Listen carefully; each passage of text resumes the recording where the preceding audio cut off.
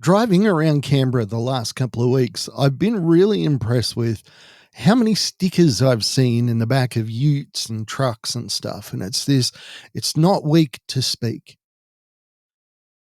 I'm so pleased that I'm starting to see this around. And I want to dive in because I just want to give you my 2 cents worth on why I believe that speaking about your pain, about your hurt, about your depression, about your anxiety is one of the bravest things that you can do. And I want to pull that apart today. So let's dive right in, see what happens. Like, share, subscribe. Here we go. Welcome to Mark My Words. Mark My Words is the story of my journey from a place where I was shattered to where I could live again. This idea that it's not weak to speak is something that I've had in my kind of, I don't know, my self-help toolbox is the thing that I speak about a lot. I got to speak at a school, about 200 students just recently, all men. And I was just talking about the fact that asking for help can be one of the bravest things you can do. And that might seem weird in the kind of society that we have because, you got influencers that just seem to be whinging the whole time, talking about how bad their life is. You see all these, I guess we used to call them metrosexual men, high profile actors that are all, they're so sensitive. They all look like they're about to cry. And that's fine. That's fine. But the thing is, most of us don't live in that world. Most of us, men particularly, live in a world where you can't go to a rugby game and start crying. That would be the last game of rugby you ever went to. You would have to quit. If you were just, oh, we lost it. All your mates would just be like, yeah, no, pull your head in. What's going on? This is something that I don't think people understand about the culture of being a man. And it may bleed over into the transsexual thing, and I don't mean it to. But when, say, Elliot Page goes on the air and he says that he's crying every day that he didn't do the sex change earlier from when he was a chick, and there's something about when he says, I cry every day about this. And it's like, part of me, honestly, just wants to go, you have no idea what it means to be a man. Because if I cried every day about anything as a man, I would have a lot of self-stigma. I would be pretty mad at myself. Maybe I'm the problem. I probably am. But let's move beyond that. Let's talk about when you're really in trouble. My brother is one of the bravest people I know. He was a soldier. His story is his own, and I'm not going to tell his story to you. But trying to get him to speak about his mental illness was some of the hardest yards I ever had with him. Getting him to this point where he didn't hate himself for needing help. And I was a small part of this. I don't want anybody to think that I was the guy that did this. No, I played a very, very small part in this. But watching him with how much he hated the fact that he just needed to ask for help reminded me of myself when I first got hurt. I never called my dad. My dad's one of my best friends. I love my dad. I talk to my dad about anything, but I never called my dad to tell him that, hey, Dad, I've been crying for the last few days because I've got complex PTSD. And now I used to be an extrovert, and now I'm an introvert, and I live with depression and I live with anxiety. And it was not a conversation I could have with my father. Now, the thing about my dad is he's one of the most compassionate men in the world. And we see that when my brother came back, and turns out he had the complex PTSD for very legitimate reasons.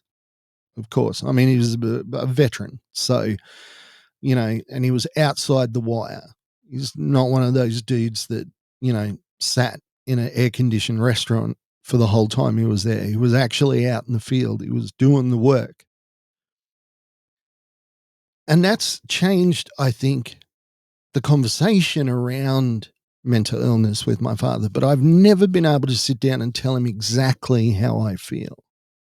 And I think that boat has sailed because I don't need it anymore. It's not something that I need or I long for, but it's something that I challenge myself about with my son, because my son now has a genetic predisposition to PTSD.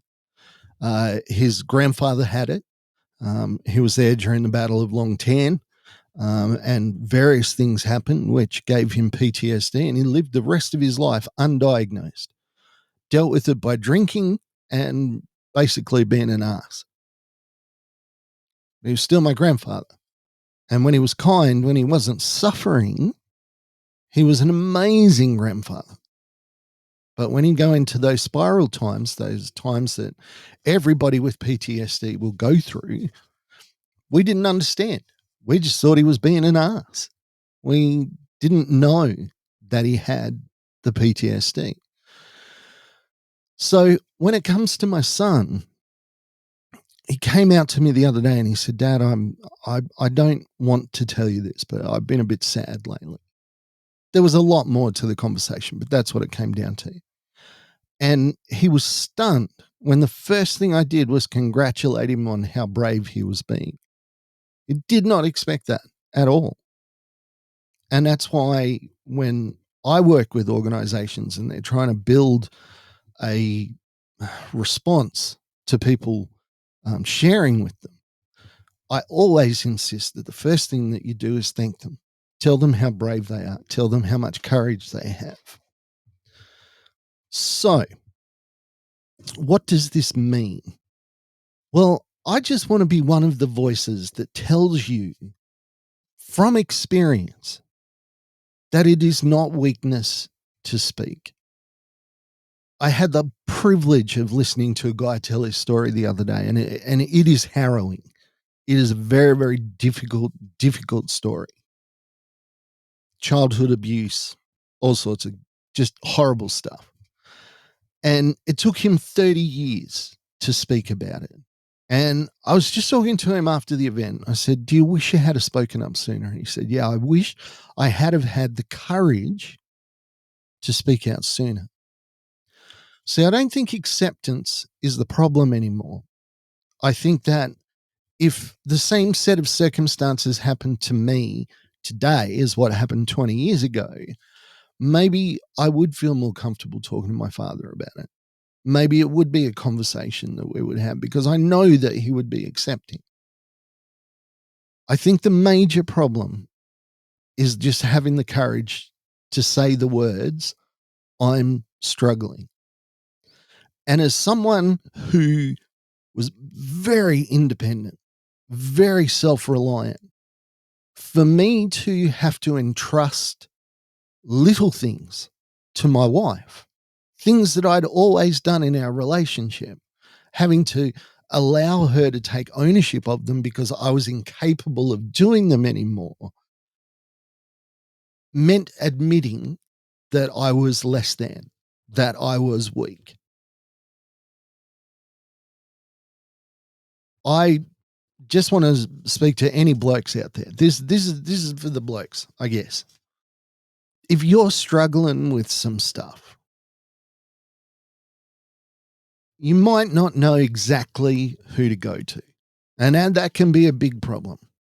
Like let's talk the rugby league analogy.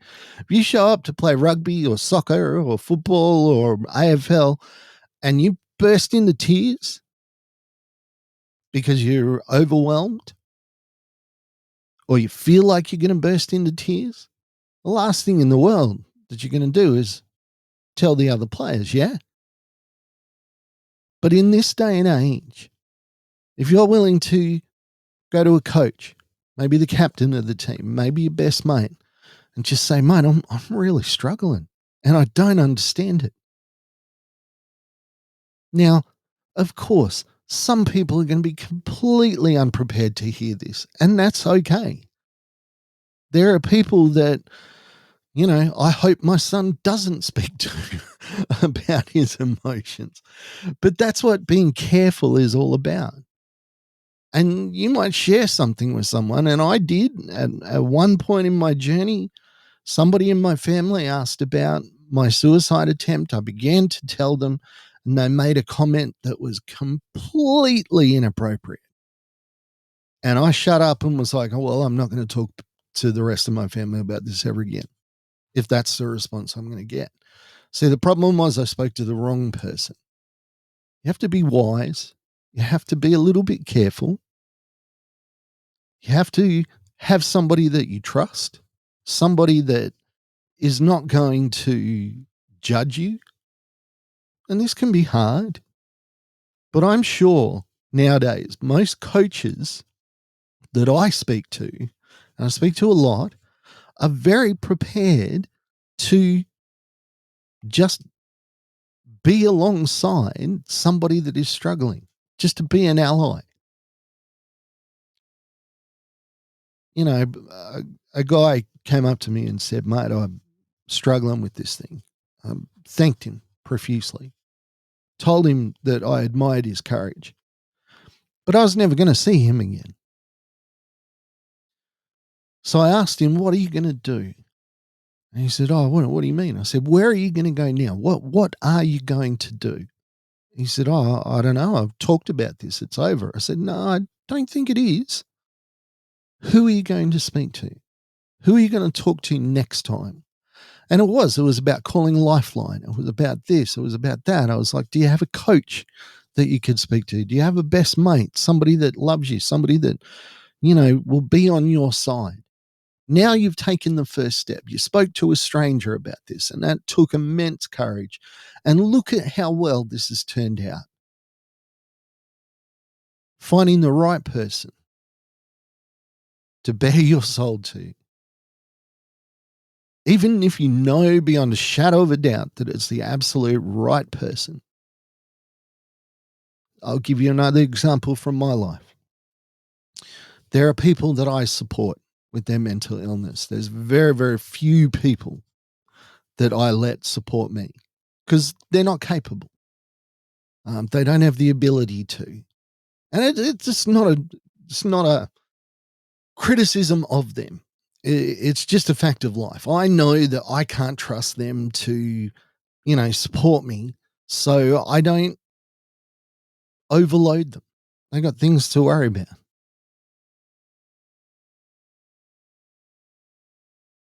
I spoke to a dude once, and he asked me how I was doing, and he knew I was not doing well.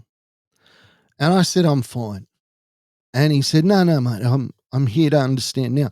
I knew that this guy was completely incapable of supporting me in any way, shape, or form. Not because he didn't want to, he really wanted to. And for all intents and purposes, he had the vocabulary. He was in this mental health world ish. And I spoke to him, and it completely backfired. Just massively backfired. And we ended up in a fight. And it was, he was so completely unprepared to hear what I had to say that it went really, really badly. And months later, he and we sat down, we talked about it. He apologized. He'd relived the conversation a million times, and he's like, I know exactly what I did wrong, and I'm so sorry. And I said, well, I had to say, I said, well, mate, at the time, you weren't prepared for me to lean on you. So I was never mad at you. I was extremely disappointed because I had the courage to say something. Basically got my hand bit. But it didn't deter me because it was like, okay, well, now I've said it once, it's easier to say it again. And that's the thing about that first time you speak to somebody. It's not a waste if it gets knocked back. It's not a waste if it falls on deaf ears, because it's not about them. It's about you. And what you've done is you've taken a step. Have you ever watched somebody dive off a high diving board for the first time? I find it quite hilarious. I love jumping off tall things. It's just ever since I was a kid, me and my brothers, can we jump off it? How high is it? The roof. Mainly into pools and rivers and stuff, but yeah, we just want to jump off stuff. But watching somebody jump for the first time on a diving board, and it's never, ever pretty the first time. You just, maybe they walk to the edge and just drop off. Maybe they try and bounce and they fall off. Maybe they overstretch and they, they end up doing a belly flop. It's not good.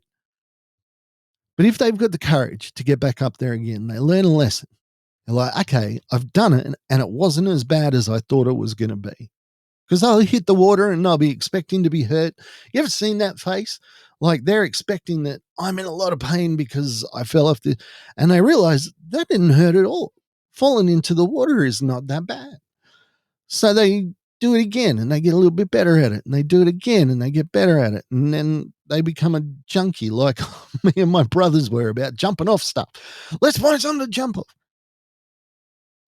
It's that first step that is the hardest thing to do. And as I said, if it's not successful, don't worry, because it's not about succeeding or getting the right advice potentially that first time. It's about you stepping out of your comfort zone and doing something that perhaps you didn't think you could do or would be able to do, and finding out that, yes, you can do it. And with me, like I said, I've spoken to some people in conversations that have ended very, very terribly, but it's not their fault. And I haven't walked away, thinking, well, I can never speak to anybody again. I'm like, okay, well, that didn't work, but maybe next time I just be a little bit more careful about who I speak to. The stickers are everywhere. It's not weak to speak. And I want to join that chorus of voices that is saying that. If you are struggling with some stuff, and it might be, this is going a bit long, but I want to finish with this tiny little anecdote. This is the one that I finish all my talks with. You might be listening to this podcast. You might have listened to other people's stories, and you might think, I have never been through what you've been through. This gentleman that was telling his story about childhood abuse blew my mind. And my first thought was, how dare I say that I have mental illness, because I just got beat up by a bunch of disabled people. This guy went through real trauma. And I had to catch myself when I did that. I had to say, hang on a second, Mark. No, that is not the case. Your pain is real. Your pain is valid. Just because it's not packaged the way somebody else's is doesn't mean anything. And I want to leave that with you today. If you've been going through stuff and you might think that it's you might be overreacting, it's over the top, it's not real. You might just think, I just get sad every once in a while. Why would I talk about this stuff? I just want to encourage you. Don't compare yourself to anybody else. Your pain is real. What you're going through, your struggle is real. And I encourage you, please speak to somebody about it. Have the courage to open up that conversation. Yes, be cautious about who you open the conversation with. And again, if somebody else comes to you and says, hey, I'm struggling with something, thank them. First and foremost, thank you. Now, where can we help you get some help? Who can help you? Is it Lifeline? Is it, Beyond Blue? Is it Men's Link? Is it, the myriad of supports that are out there? It's not weak to speak. And you don't have to be a man to feel like this either. I'm a man, so I'm talking to men, I guess.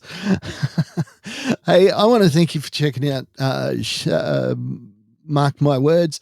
I appreciate you. I don't do this for money. I do this as a volunteer. I do it because when I was first diagnosed with complex PTSD, nobody was talking about what I would go through and what I was going through. And that's all that I'm trying to do for you today, is let you know what it's like to live with mental illness.